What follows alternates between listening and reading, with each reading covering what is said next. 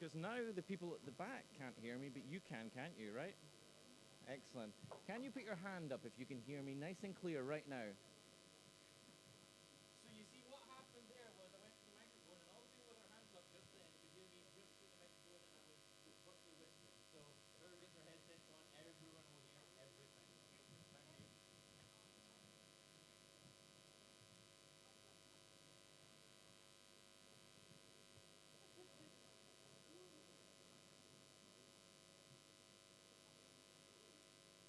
So now even Hannes at the back, you can hear me, correct? Good, thank you.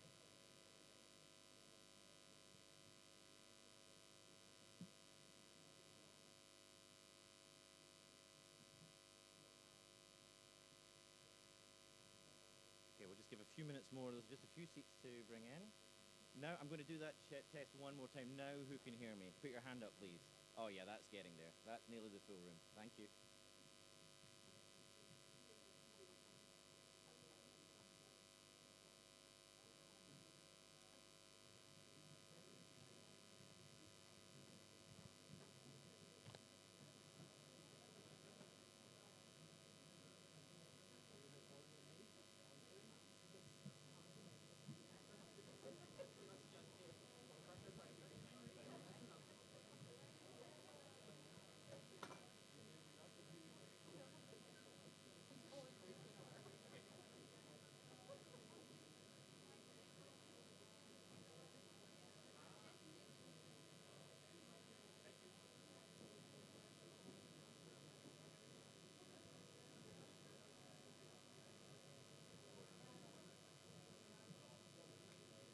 Good. So right now everyone in the room should hear me, correct? Okay, we're just waiting for the last few to come in. There's still some spaces here for the people at the back if you want to fill in. Okay, that's the technical details done. I think we're just about good to go.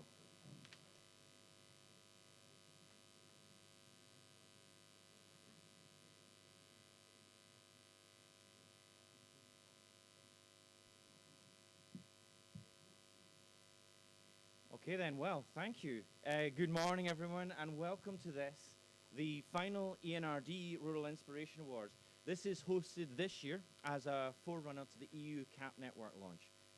But we hope that Rural Inspiration Awards will be a feature of that in the coming years. My name is David Lamb. I'm from the ENRD Contact Point, and this is my colleague Irina Latina, and we'll be your hosts this morning to guide you through the process, to introduce the project, the very excited project finalists, and to help give out the awards. We are joined by many project finalists today, national rural networks from across the EU, and by a wide range of stakeholders, including managing authorities, paying agencies, researchers, advisors, LAGs, operational groups, and European organisations. And not least, of course, we have the attendance and support from the support units of the ENRD network and the EIP Agri network, because, of course, shortly we're coming together in one new network. But also, of course, we have the support of the European Commission, and notably today, Mr. Golubievsky, the head of cabinet for the Commissioner for Agriculture. He will speak to us shortly, and we're also joined online by a wider audience. So just an indication, this ceremony will be recorded, and the awards are being shown on the YouTube streaming channel right now. So feel free to share messages. You can use the hashtag RIA2022, RIAwards 2022, I beg your pardon. And let's not forget the handle of the new network, hashtag EU CAP network. Now, just for the rest of the day, especially for those of you attending in person, because I'm speaking to two audiences at the same time, there is a QR code on the walls to help guide you through the agenda for the day. We'll be here, and then immediately after this, we'll go to the launch. But this year, Rural Inspiration Awards, the focus has been on inspirational EAFRD and EAGF supported projects in 4 categories. Green futures, digital futures, socially inclusive futures, and resilient futures. And I'm going to ask my colleague Irini to tell us a little bit about the project entries. The project entries were proposed and described by national rural networks. There were 111 entries in total, and a screening of them resulted in 6 shortlisted projects per category. A jury composed of different stakeholders judged and selected a winner per category. And in addition, a popular vote was launched where all rural stakeholders could vote for their favorite project. And this popular vote closed on the 4th of October. We will soon discover the winner of this category, and thank you so much for voting. At this point, I'd like to signal that the standard of the kind of quality of the submissions, as it has been for the past 3 years, was extremely high. It keeps improving if that's at all possible. So there's a massive compliment to be paid already to the 24 finalists in the room. And we'll provide and promote further details of all those projects. Everyone who's shortlisted gets further clarity on the ENRD website, through the new CAP website, and through other European Commission initiatives. But let's get this ceremony properly started, and for that I would like to ask Mr. Golubievski, the Head of Cabinet of the Commissioner for Agriculture, to join us on stage and say a few words. Mr. Golubievski, please.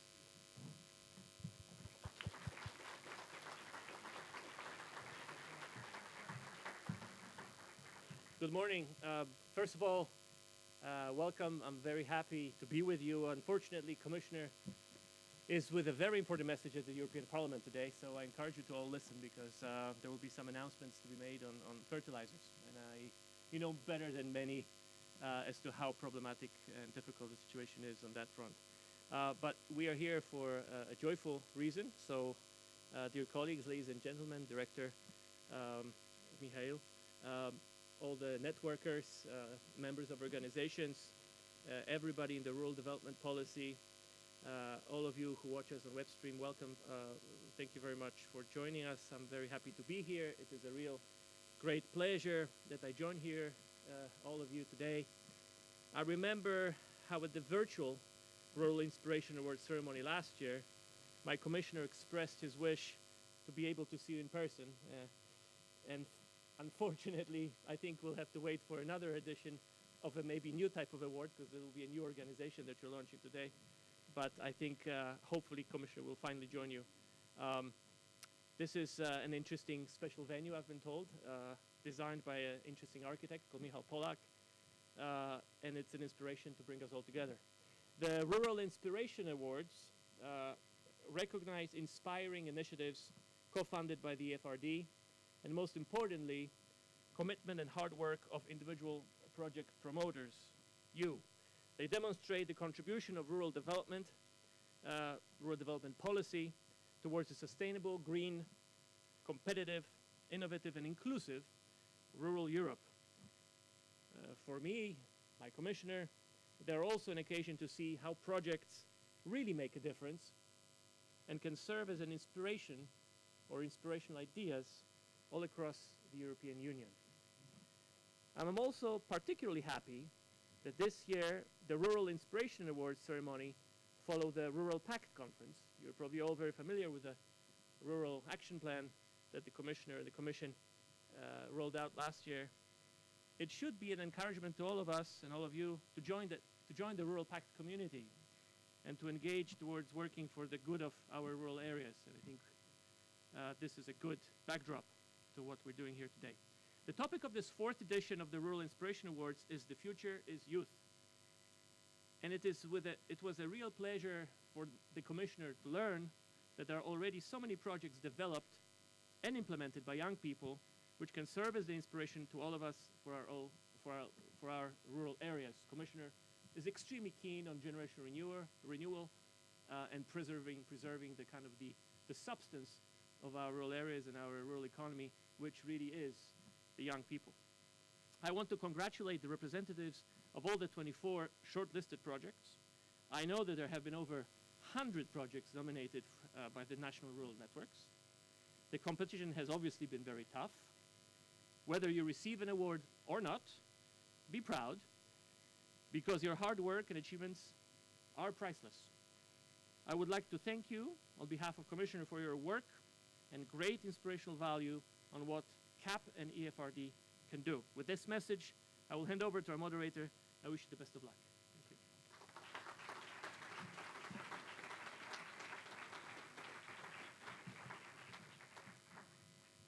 So thank you, Mr. Golubievski, for those warm welcoming words. So, what's next? Oh yeah, the awards themselves. I think they've been waiting for those. Okay, let's get on with those, shall we? You've waited long enough. So, our first category, Irini, would you like to introduce? Of course, thank you, David.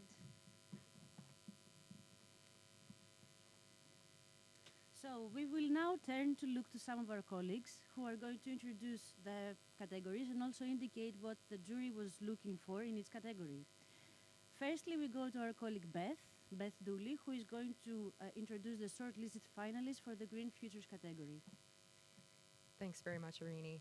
So this category looked at projects under the heading of Green Futures, projects or initiatives addressing or mitigating climate change, demonstrating sustainability, and contributing to the green recovery. The nominated finalists in this category are, from Germany, Naturlichdorf, from Italy, The Circle, from Slovenia, Wood Phoenix, from Slovakia, Kresnasadi, from Estonia, Wola, and from Finland, a biogas plant investment partnership in circular economy.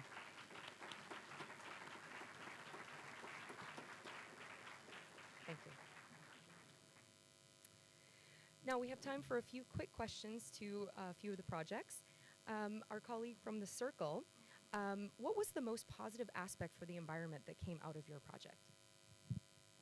Thanks to our system, we of course are able to save 90% of water versus traditional agriculture, and we are able to not use pesticide or chemicals, and moreover, we break down all the hard work for the workers typical of the traditional agriculture. Thank you. And over to our colleague from Kresnasadi, same question to you. What was the most positive aspect for the environment that came out of your project? Thank you. To answer your question, I will help myself with a statement that Mr. Craig Foster said, that only after we spend thousands of hours in the nature, we are able to develop gentleness. And this is the most positive environmental impact of our forest education. Thank you so much.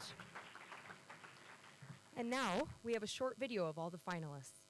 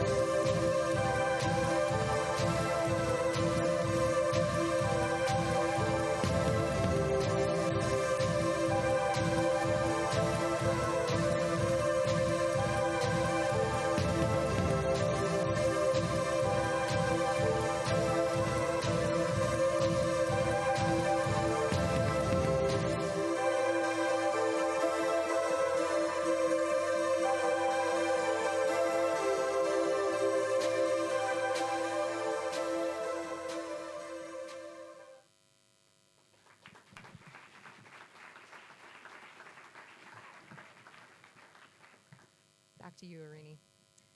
So in this category, the jury felt that it is very important that technology is used well and where relevant is helping to create greener and better landscapes.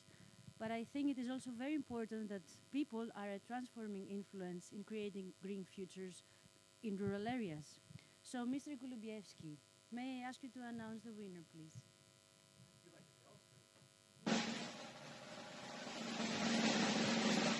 Pleasure, the drum rolls are rolling. The winner of the Green Futures category is Wula from Estonia.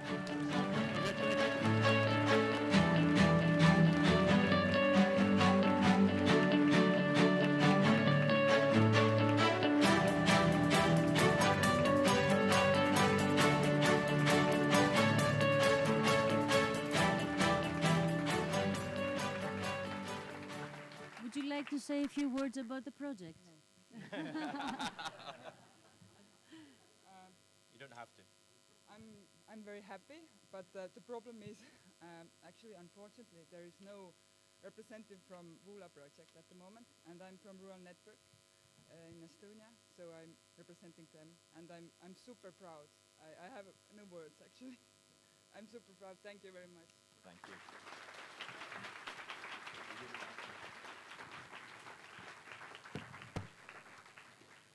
That's not a big problem. I can say a few words about Vula. So, congratulations.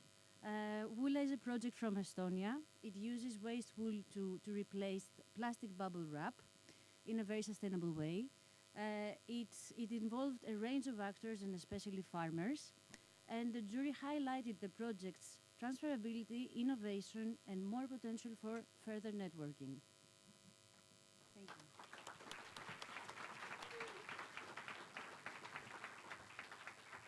So we move quickly on to the second category because you're eagerly awaiting, and this category is digital futures. My colleague Enrique Nieto is sitting with the projects. Enrique, can you introduce the category, please? Thank you, David. Under this category, we look at projects that show a sustainable approach into advancing into the benefits of digitalization in both rural development and in agriculture. And the nominees in this category are from Austria, Mainz Wein, My Pig, Living Museums, Museos Vivos from Spain, Mobili Luotsi, a mobile guide for rural residents from Finland, from Estonia, enhancing the digital creativity of young people, from Finland, HLS Robo, and finally from Ireland, Broadband for our community. Let's give it a round of applause.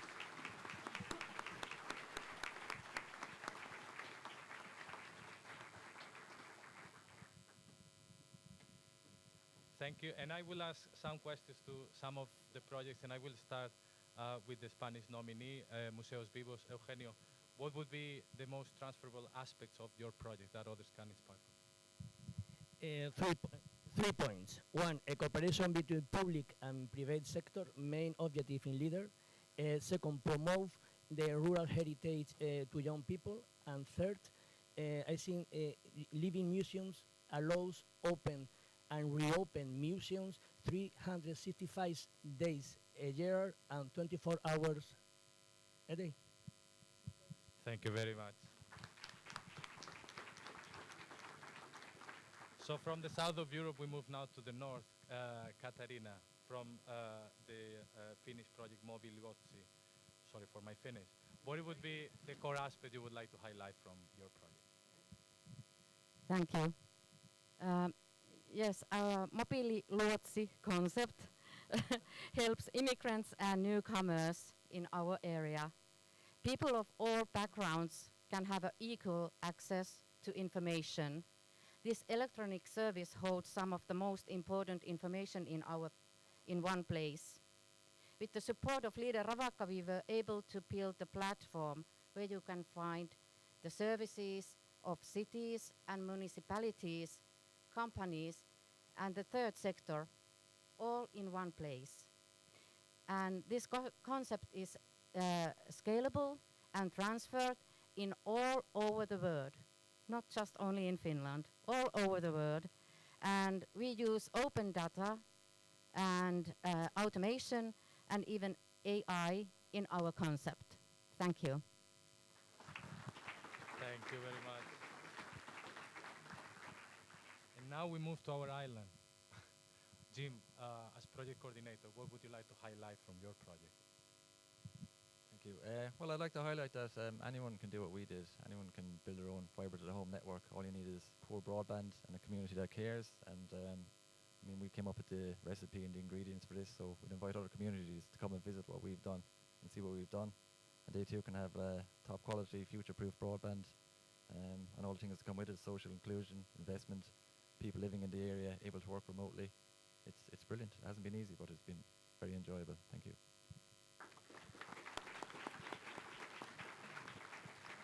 Thank you very much, Jim. And now we will watch a video to get to know a bit more about the project.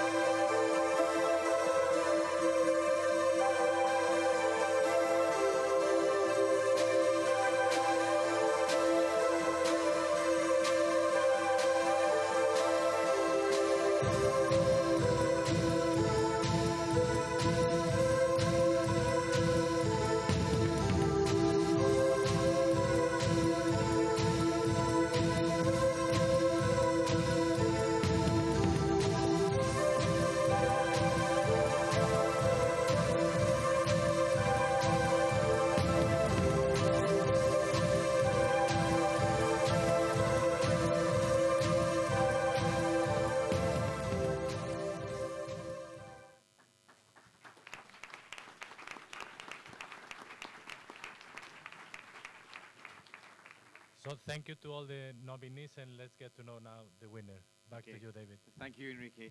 So in this category, the jury was looking for the role of people and networks in transforming our society and our rural communities. The need for smart rural areas, smart villages, and the technologies they require, which must also be complemented by the skills to implement them. And the projects, therefore, which create them. So, Mr. Golubievsky, may I ask you to announce the winning project in this category? And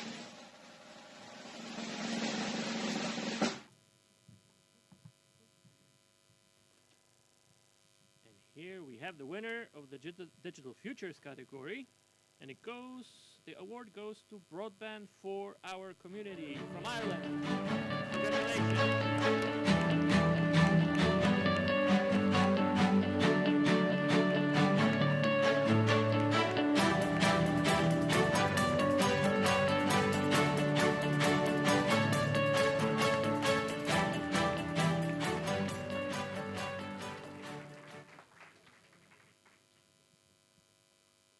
Would you like to say a few words? You're more than welcome to do so.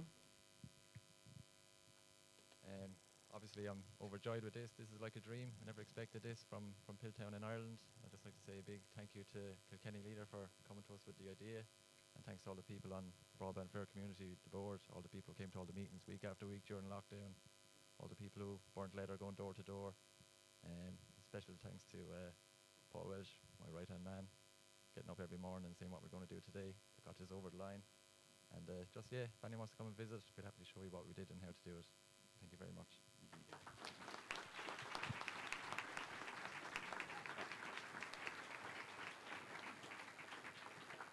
We're not quite done with this category. Sometimes the jury will have a really difficult time, and it had a difficult time in everything, trust me, in finding one winner. But sometimes they wanted to reward a special recommendation, a special commendation to one other project. And in this category, they asked that we give special commendation to Mein Schwein from Austria. So there's a certificate for you if you'd like to come up and collect it.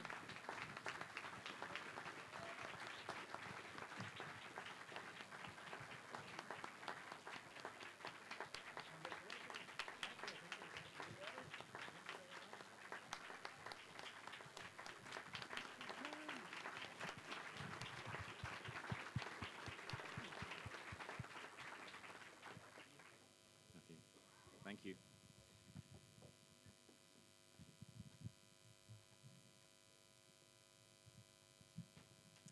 Our third category is socially inclusive and innovative futures. I will ask our colleague Veronika Korsekova to introduce the category and the finalists. Thanks, Irini. In this category, the focus is on projects which effectively make rural communities more inclusive and which are innovative. The nominated finalists in this category are from Germany, You and Me, from Finland, the most pessimistic town in Finland, from Poland, Traveling Creative Workshop, from Estonia, Tartu County Youth Foundation, from Greece, Axiso Workshop, and from Romania, Center for Social Inclusion. Thank you. Now a quick question to some projects. So, colleagues from the most pessimistic town in Finland, what was the key added value of your project to your region? I don't know if there is any additional value.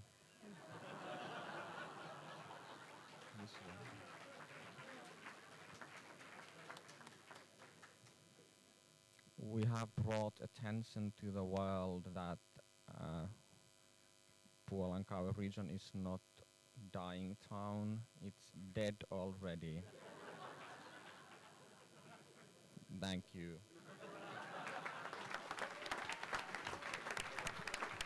Thank you very much.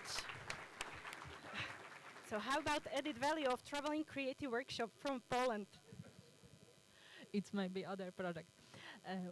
Every week with our traveling creative workshop, we go to the smallest village in our region, and we give inspiration and we give possibility to meet very interesting people, and we build the new competition because we meet people with the technology, but we meet people with creative people, artistic.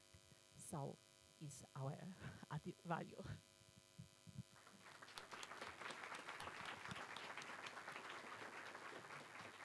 And one more project. How about Tartu County Youth Foundation from Estonia? Yes, I think the biggest value was that youth actively participating in rural development, and also that they have courage to come with their own ideas to support local communities. Thank you all. And here's a short video of all the finalists.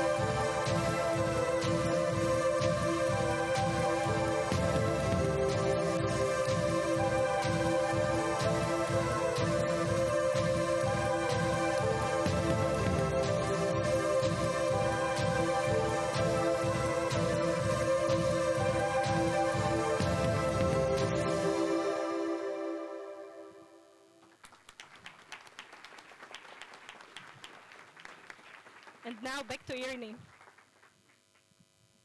The ongoing work on the vision for rural areas demonstrates that we need a society that is socially inclusive. And in this category, the jury looked at how innovation can also be a driver for that step change in approach. Mr. Kolubieski, may I ask you again to announce the winner?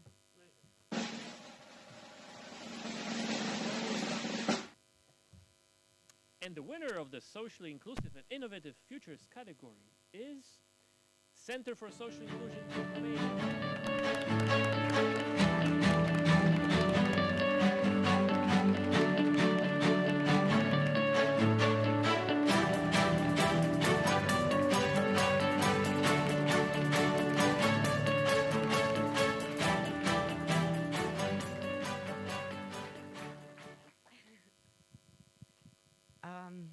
I have no words to express what can I feel now, because I am very, very proud for this prize, of course, and I want only say many thanks to my team, because it was a hard work with the young people, minority and vulnerable groups. But we want all time to help to discover their voice in the rural area and to develop their community. Thank you very much, and I am very, very proud.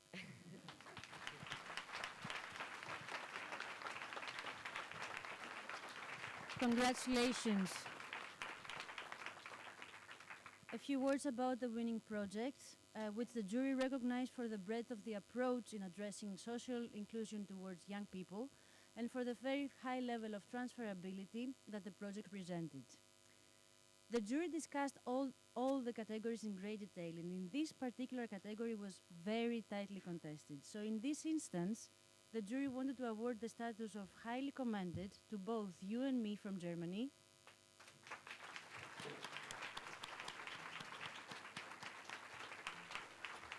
and to Axiso from Greece.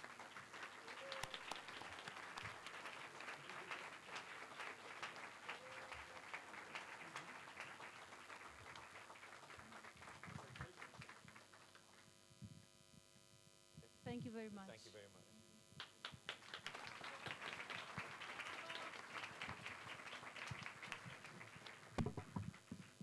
So, 3 down, 2 to go. The next category is Resilient Futures. My colleague John Grieve is going to introduce that. Thanks, David. With the 4th category, I can only drop the ball from here, but I'm going to try not to. So this is demonstrating the strengthening of rural resilience, and this is right across rural Europe. So we're looking for a real impact on strengthening resilience, especially in pessimistic places.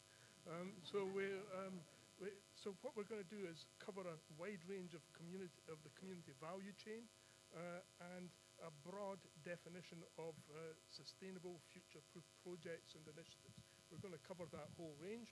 We've got 6 finalists here on my right, 6 examples here. So we'll start with Italy, from Sardinia, Elena and Enrica, who unfortunately can't be here. This is Nicola, who's from the managing authority. He's neither Elena nor Enrica. So congratulations to him. From Finland, we've got Agrofibers, who are behind me here. From Austria, we've got, from Greece, we've got the red cow breed. Don't forget the red cows. From Austria, we've got the Creative Apprentice World here with Barbara. From Belgium, we've got Silva Nurseries. And from Poland, we've got implementing direct deliveries to consumers.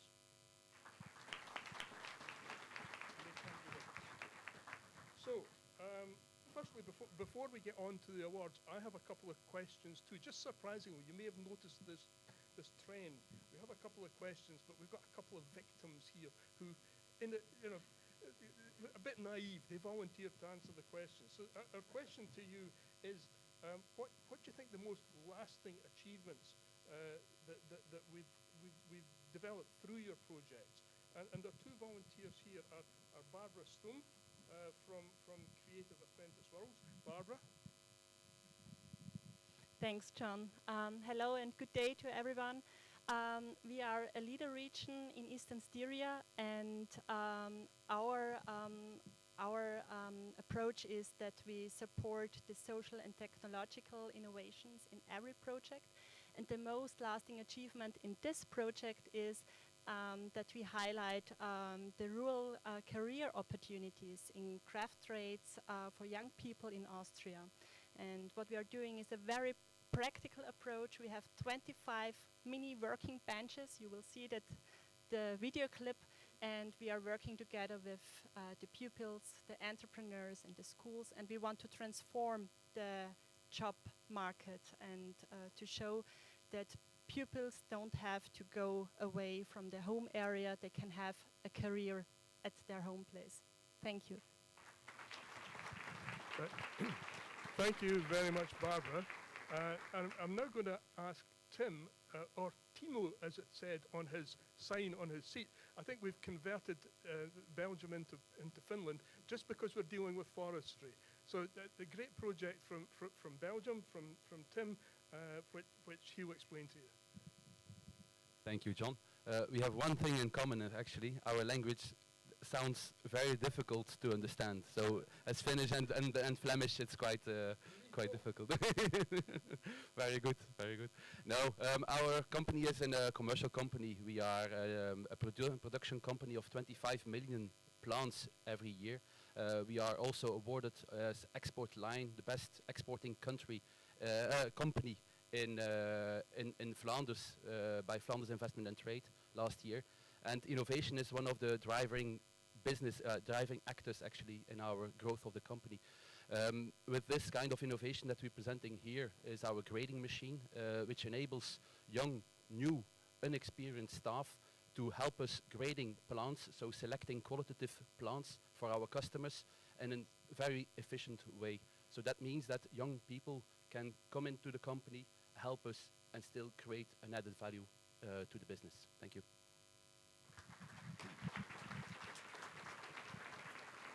So thanks very much, Tim, and really linking up the different elements of rural resilience there. So here's the short video. We'll run through that.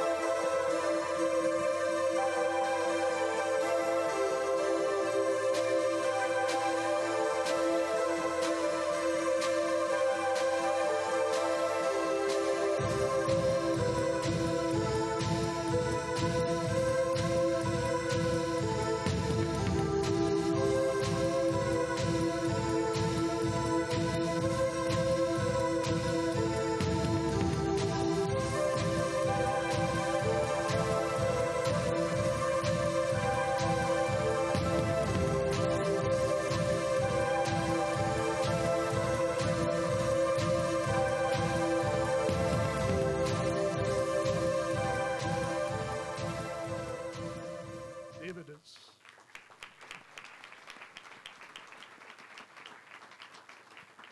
it's back to you, David. It's your big moment. Thank you. And just a little reminder there, we've seen now the video material. I hope you've not all felt tempted to explore these projects further and just see the real value in all the projects. So we do commend you to look at these projects, look at the website and explore them a little bit further. For this category, the jury felt that it was vital to show how we need agriculture and food production to be resilient in these challenging times. And this means that both the projects and the people behind them should be inspiring. Mr. Golubieski, may I ask you once again to announce the winning project, please?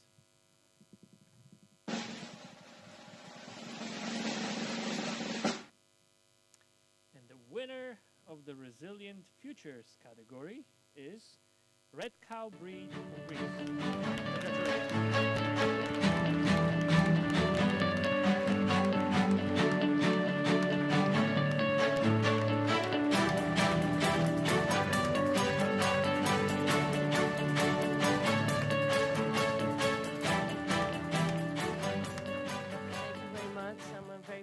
Of this. I have to say that I'm not the official representative of the project because they couldn't be here. And I have to say 2 words about the project. When I called Anna, who is the breeder, and I announced to announce her that she has to be here if she wins. She told me that thank you very much, Gabriela, for this opportunity, but I can't never leave my animals behind because I have to be every day in the mountains to take care about the cows. So this award goes to Anna. Anna, σε ευχαριστούμε πολύ. Είμαστε πολύ περήφανοι.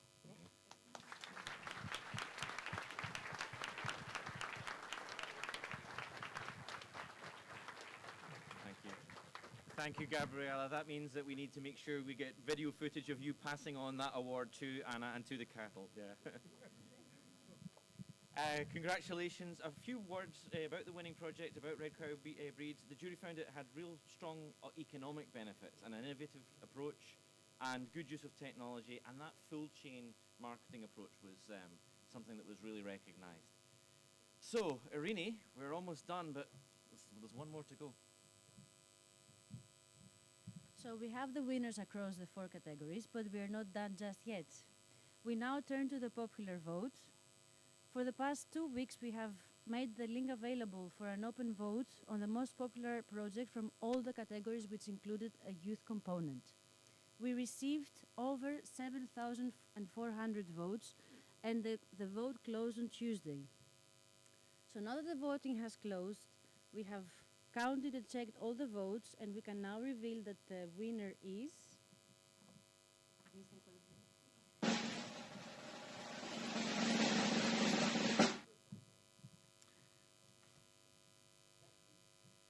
And the winner of the popular vote is the most pessimistic town in Finland.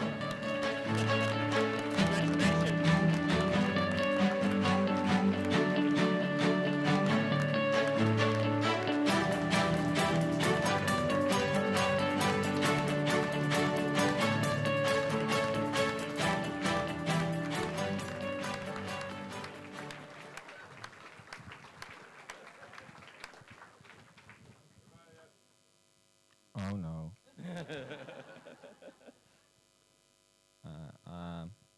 I wasn't expected that we would win anything, so I didn't prepare a speech.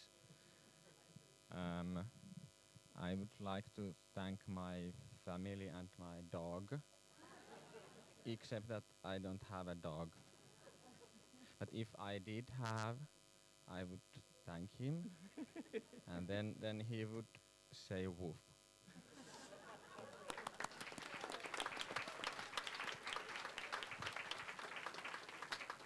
Also, I would like to thank all the pessimists around the world and also in Puolanka for giving us this popular vote. Pessimism seems to be really popular nowadays. Thank you.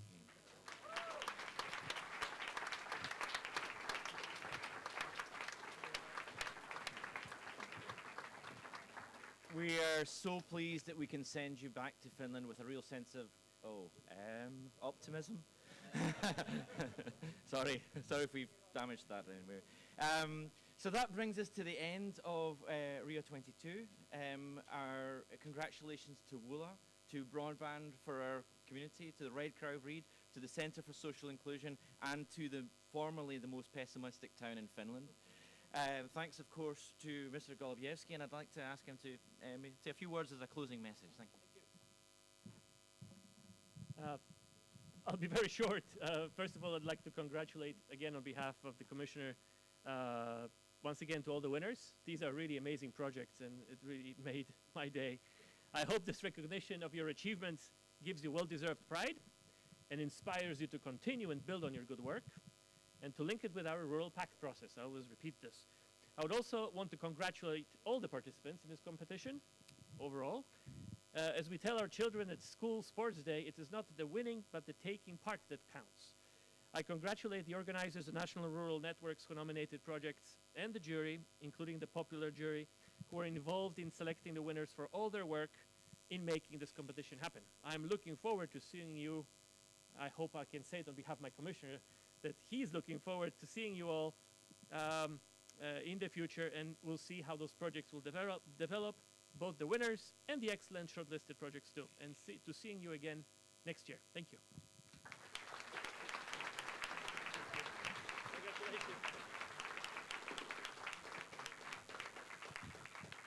So just as a concluding point, we try to reflect the diversity of projects, of themes, of geographies, and to run a fair and balanced process from across Europe. To this end, the jury was composed this year of representatives from the European Commission, from the support networks, from EU stakeholder representatives this year, including Copa Cogeca, representing European farmers, and from SEJA, the European Young Farmer Association.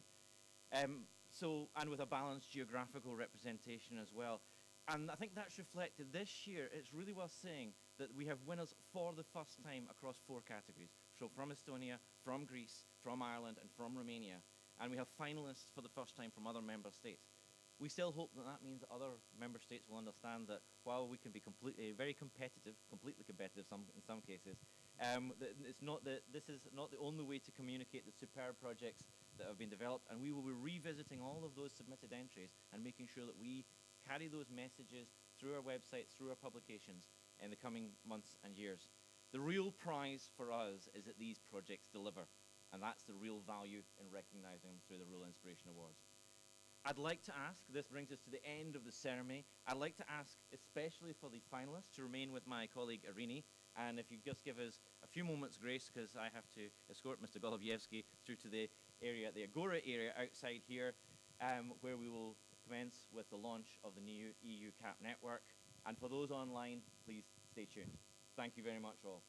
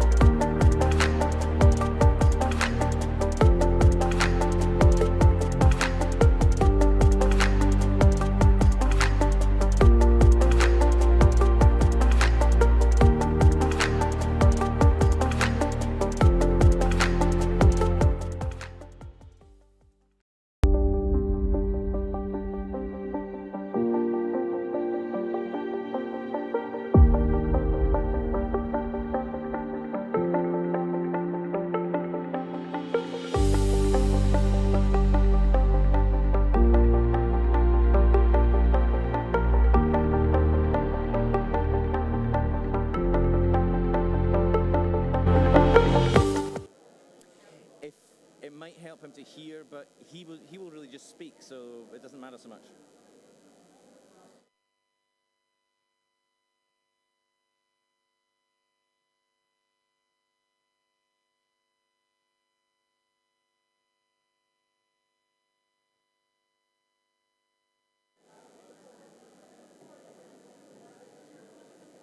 I won't do this bit to the microphone, otherwise I'll definitely have a technician and make it hear. I know, but this is for the people without the headset, who can only hear me right now. But once you put the headsets on, then you'll be able to hear me, right? Excellent, thank you.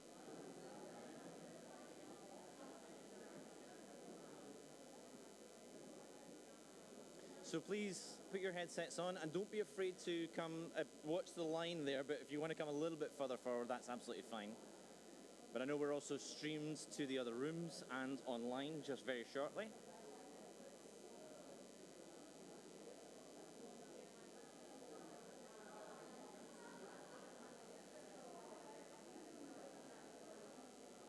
So again, a reminder, everyone, headsets on. Or if you see someone beside you that doesn't have a headset, please ask them to put it on. We're just bringing everyone together. Channel 1.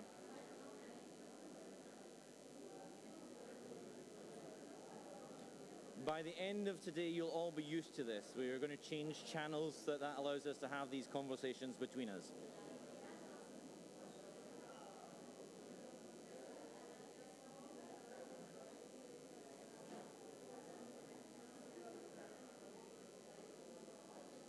So we'll just start very shortly. I'm going to ask my supporters who are going to help me with a little something visual to also be nearby, if you can be. So that's colleagues from all the support units. I can see Pakum. Pakum was there. He's usually so big, it's easy to see. There he is. Fine. Thank you. Thank you. I'm just making sure you're nearby, Pakum. Channel 1. Channel 1. Okay, then I think we're pretty good to go.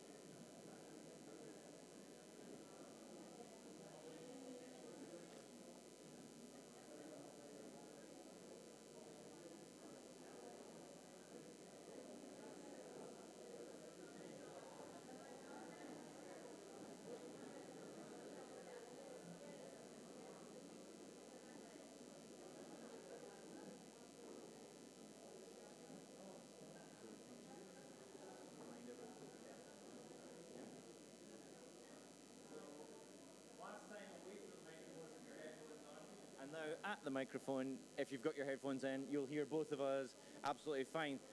So here we are. I mean, we've come from the Rural Inspiration Awards, and I hope you felt inspired by those magnificent projects, those finalists, those winners. But now we move on to the important part of the day, which is the bringing together of two networks, two pillars of the CAP under one banner. And so I'm going to hand straight across. Please note, sorry, before I do so, Channel 1, but then those of you who are not on Channel 1 won't necessarily hear that, and headphones on and you'll all hear it nice and clearly. So, Mr. Golubievsky, I'll give you the floor. Thank you.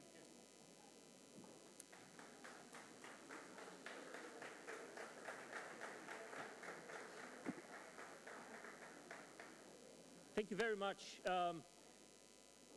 I'm here on behalf of Commissioner Wojciechowski, who would really, really like to be here, and I know that he's here with you in his heart, but he's in Strasbourg.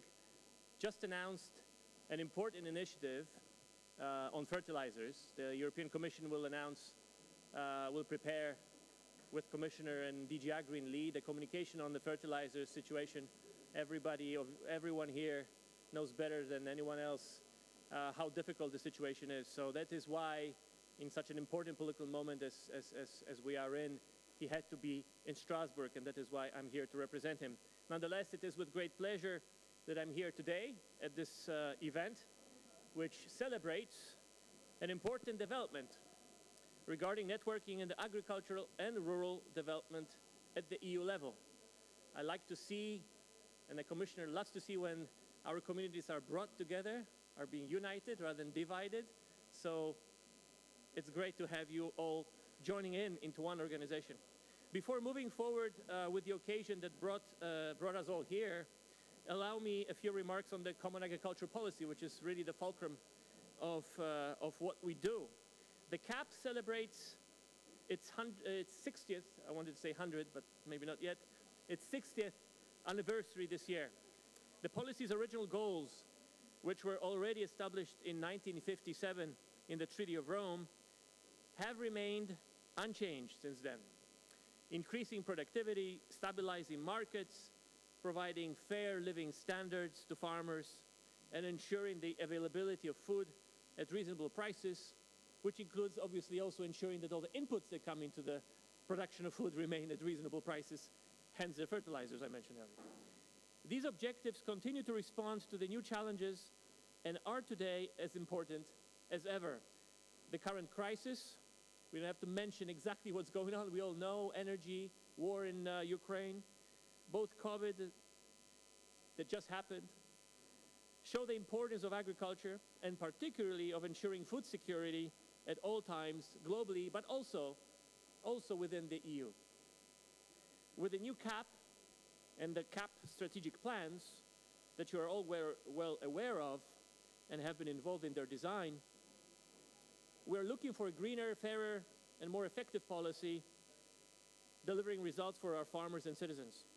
The CAP plays a key role in supporting Europe's agricultural sector and is now even a more important instrument in managing the transition to a more sustainable food production system and in strengthening the efforts of European farmers to tackle climate change and protect the environment. Ladies and gentlemen, in this transition, working together, supporting and learning from each other is absolutely crucial.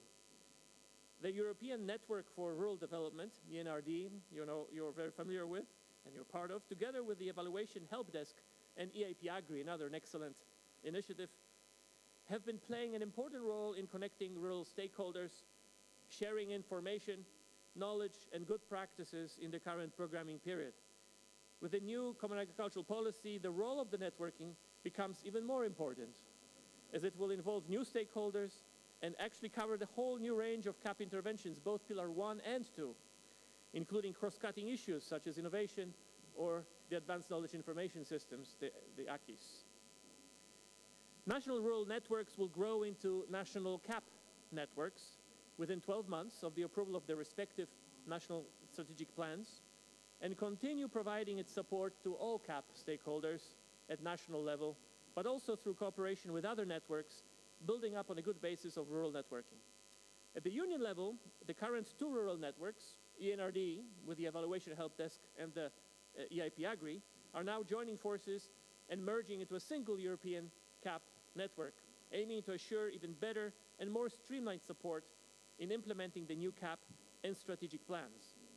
This network will continue also the substantial contributions its predecessor made to the activities related to the long-term vision for the EU rural areas and the Rural Pact process. I'd like to thank Director Mihailu, who's here with us, and the staff of the of the Commission and the DG Agri for being so instrumental in bringing this change about, and also in terms of the achievements to date. It is with great pleasure and honor that I am launching today the new single EU CAP network on behalf of my Commissioner, Commissioner Janusz Wojciechowski.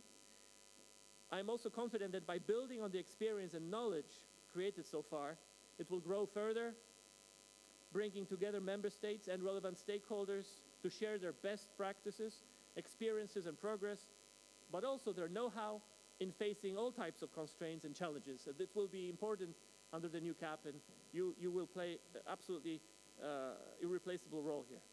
I wish you fruitful exchanges during the rest of the day. Please profit from this occasion to get to know each other, share your expectations from the CAP networking. Again, on behalf of Commission, I would like to thank you all for the good work in the past and encourage all of you, network support units, future national CAP networks, all stakeholders, and also my colleagues in the Commission to continue with the same passion and enthusiasm to work together to build a strong EU CAP network. Thank you.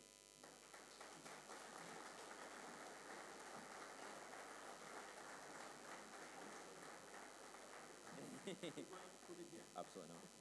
So, how do we mark a moment like this? Well, it's a difficult thing, and we've worked out what can we do to make this moment a little more visual. So, with your permission, we're going to try and think about how we got here and where we want to go. So, we're going to ask people to help us construct that vision. So, first of all, I'm going to ask Susan if she'll come along from the implementation workshop that we're going to be doing later on. And place number 1. Thank you very much. Thank you. And if I can then ask Hakoum, if you'll place number 2.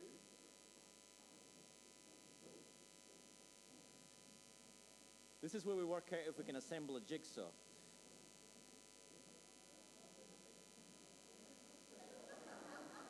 There we go. Excellent. Well done. And I'll ask Marilee if she will come with block number 3.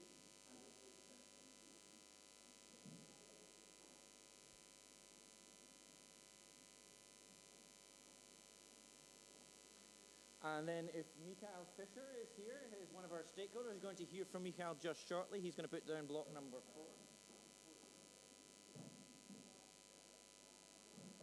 4. Yep, yeah, that's it. This is cooperation in action. Okay, and I think it's Maria Rosa who has block number 5. Change of plan.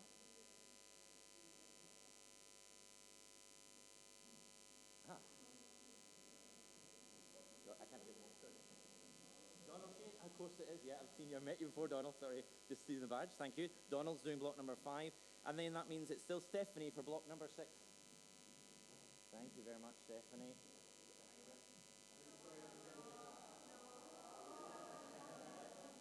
Yeah, there we go. So we've talked about implementation, innovation, evaluation, but of course we have a new support body, and it's really important that we recognise their role going forward. Tommaso, please. Clear communication, right first time. Well done, Tommaso. Excellent. And of course we are supported by the Commission, so Antonia, if I may ask you to put block number 8.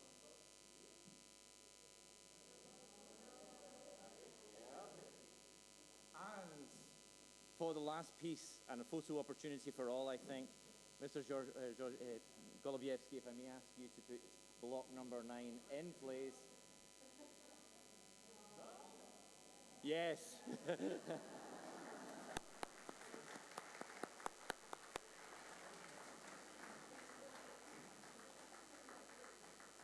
So thank you very much. At this point, we have to say our thanks to Mr. Golubievsky for taking the time this morning to be with us. We have assembled a network. From now on, we are the EU CAP network, and we will operate as such. Thank you very much to you. Good luck. Yep.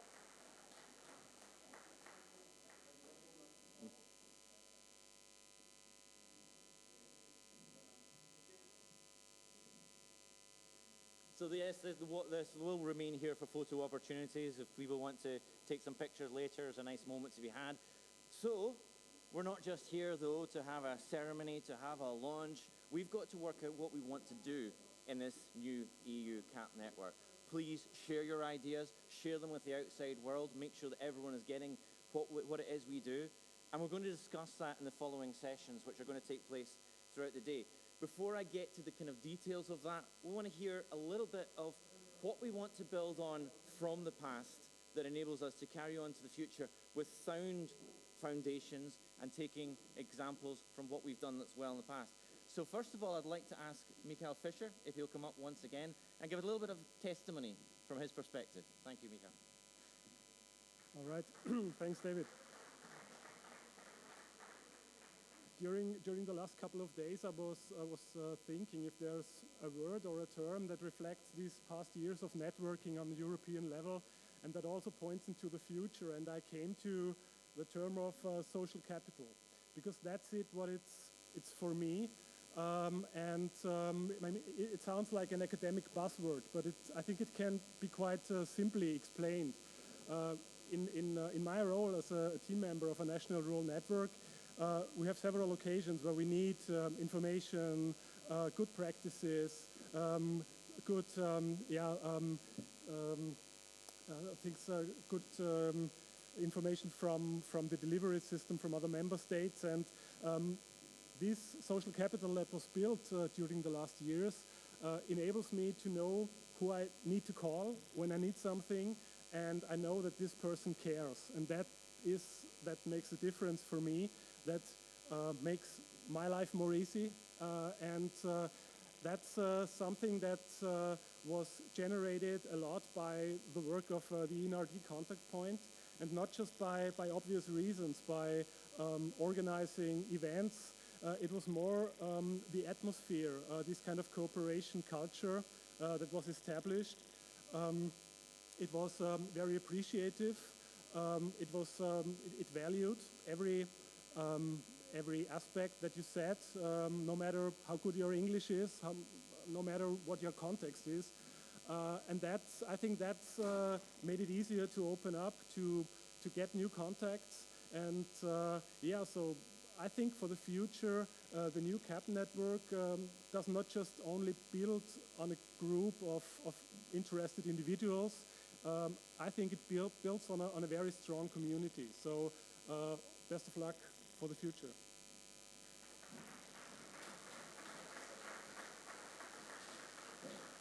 And just a little reminder of some of those activities. We've got a short video that we're going to show you just to recap some of the moments in time over the last few years.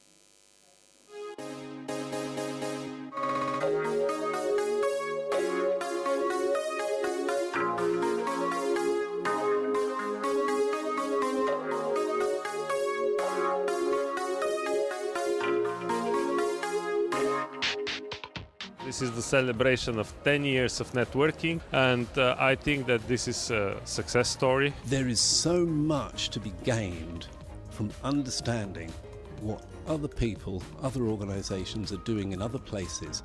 Networking during the NRM meetings and workshops is really important. It brings together experts and organizations dealing with the rural development to ensure its smooth implementation.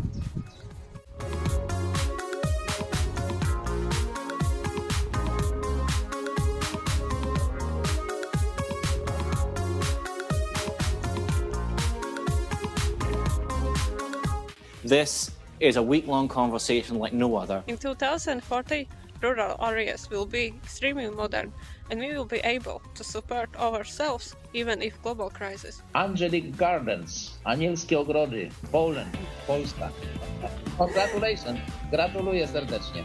The enabling factor should be those elements that will help move rural areas from a poor situation in one aspect to a better situation. From our point of view, carbon farming is much more than only, for example, carbon storage in the soil. We need policy measures that leave no one behind in order to get to this better place in the future, which is a transformed food system.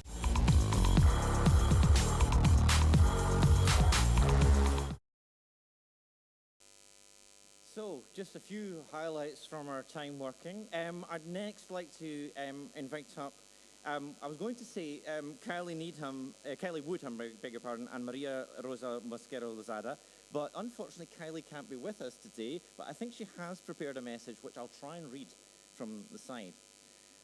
She's unfortunately in hospital right now, but she did want to say that attending the EIP Agri event, and I heard about this directly from colleagues within EIP Agri. It was attending the EIP Agri event on circular economy that literally turned their business in a different model, opening up new opportunities that we wouldn't have considered before. That was a reflection that she made having attended that circular economy meeting, and then said that changed their entire way of thinking. So nice to have the testimony. Unfortunately, she can't be here together today, but we do have Maria Rosa, who is going to give us a few words, I believe, from her stakeholder perspective. Thank you.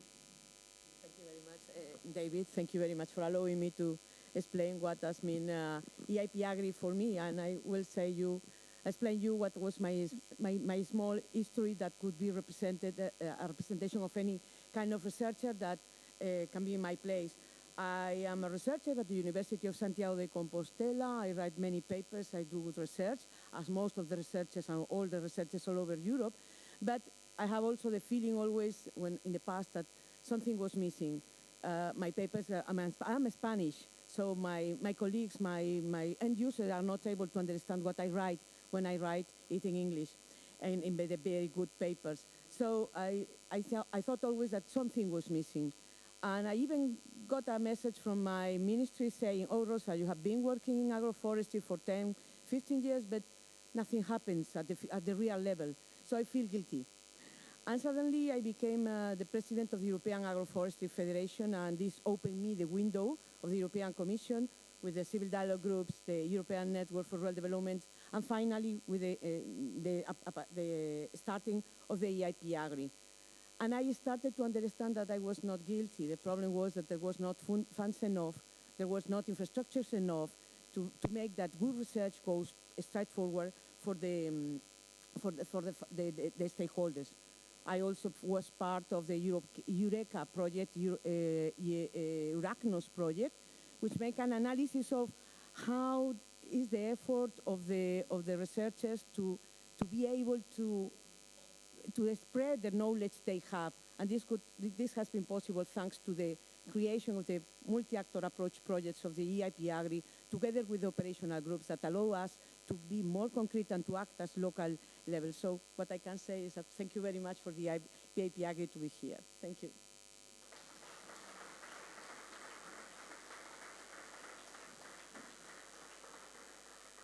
And once again, we have a few highlights we're going to present now, a video testimony.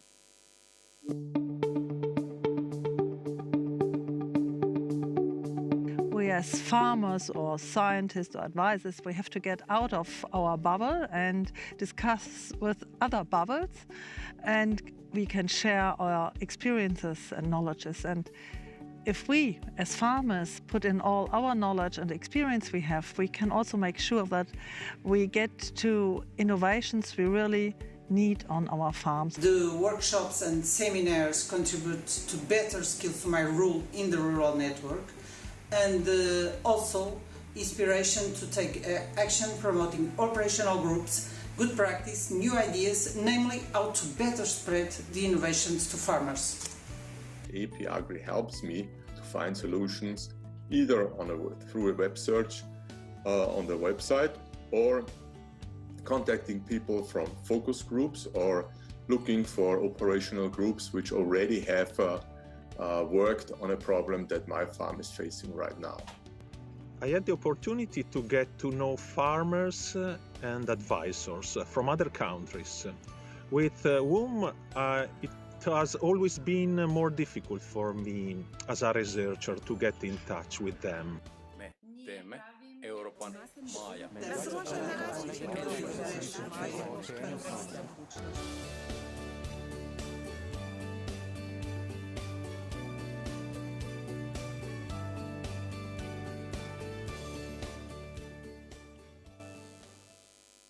So, thirdly, we've talked implementation, we've talked innovation. What about evaluation? So for that, I'm going to ask Marley and Stephanie to come and give us their perspective.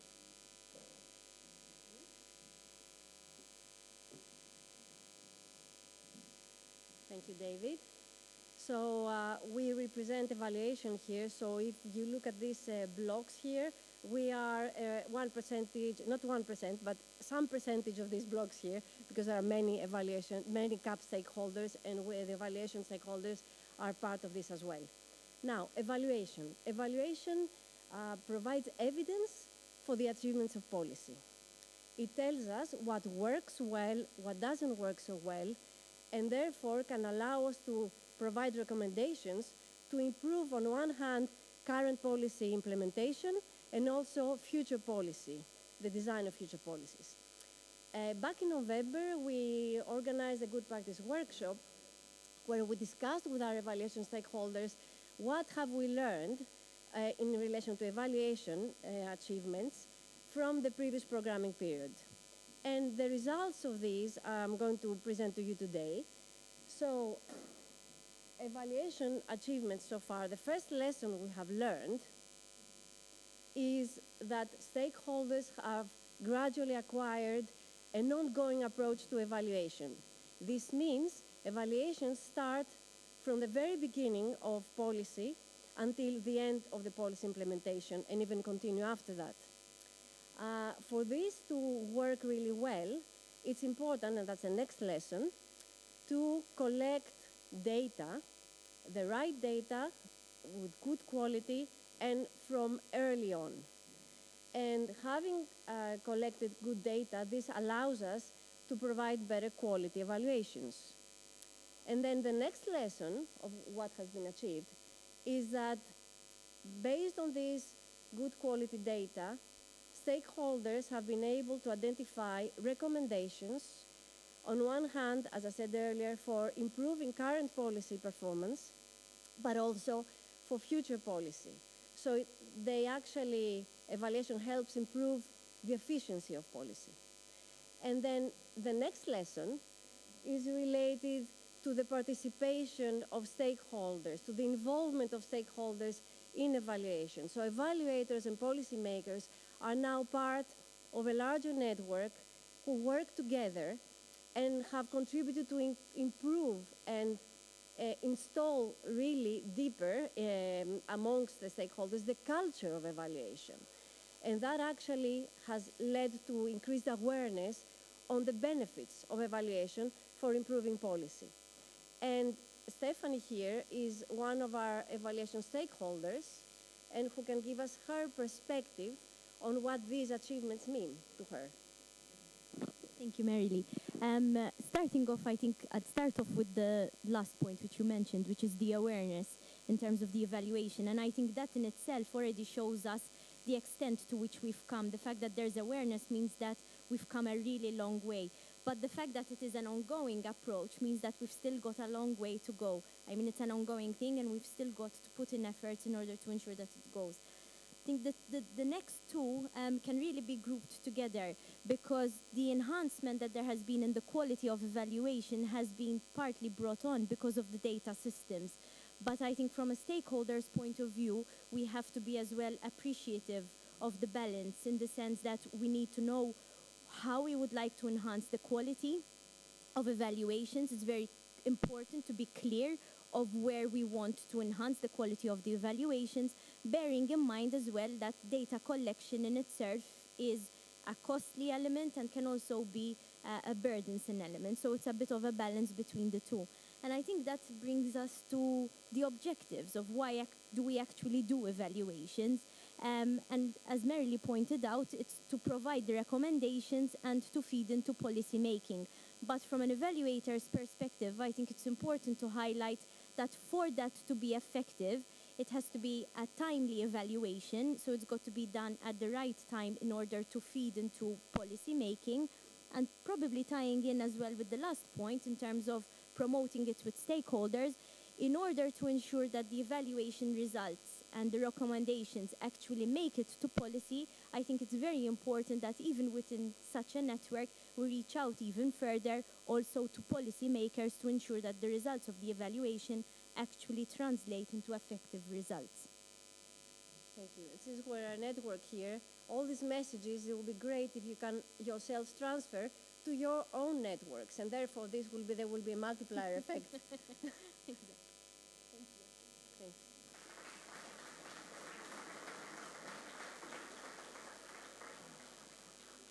Thank you. Thanks. Thank you both. That really brings us to the end of looking kind of at where we've come from. Now we've got to look forward. Now we've got to look at where we want to go to.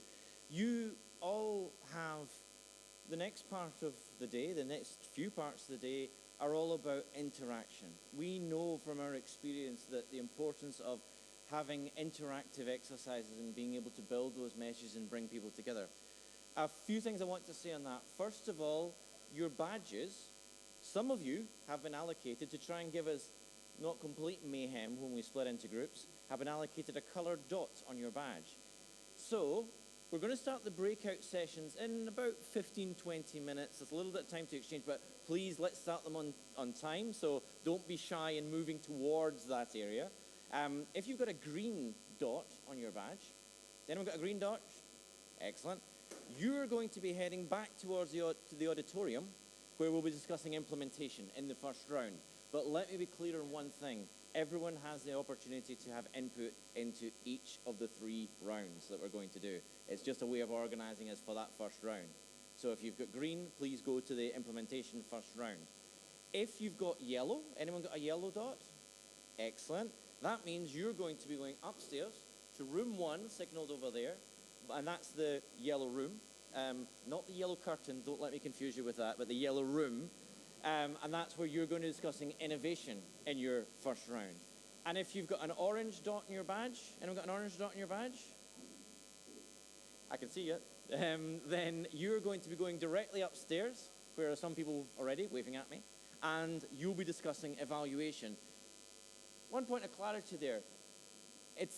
We know we've had the different networks and the different support units, but this will be done in mixed teams.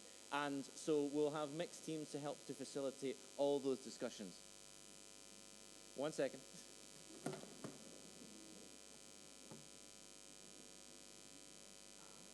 of course it is. Yep. And last but not least, I'm reminded quite rightly that of course there's a blue dot. And that means if you're here, you're talking about with a blue dot, we're going to have a communication session right here in this main area. Thank you, Tommaso, for reminding and making sure I didn't miss that. So blue here, green back into the auditorium, orange and yellow are going to be upstairs. A couple of things more. During the breaks, we're going to have 3 rounds of discussion, so there'll be lots of time for you to get input into all those topics. In between, there is an opportunity. My colleague Veronica is here somewhere.